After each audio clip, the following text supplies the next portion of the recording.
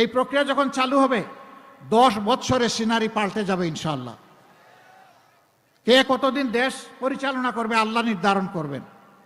আমাদের ওই রকম কিয়ামত পর্যন্ত দেশ আমাদেরকেই পরিচালনা করতে হবে এটা আমরা বিশ্বাস করি না, কিন্তু সৎ লোকের দ্বারা দেশ পরিচালিত হতে হবে ওইটাই আমরা চাই। আমি ভেরি ডেসপারেটলি আপনাদেরকে বলতে চাই, আমরা বাংলাদেশ জামাতে ইসলামীর বিজয় চাই না। বলবেন এটা আবার কোন কথা? আসলাম আপনার কথা শুনতে, আমাদের বিজয়ের আশ্বাস শুনতে, আপনি বলেন বিজয় চান না? চাই না।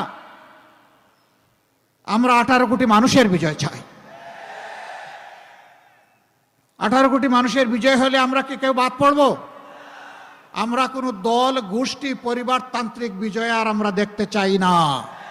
শাসনও আমরা দেখতে চাই না।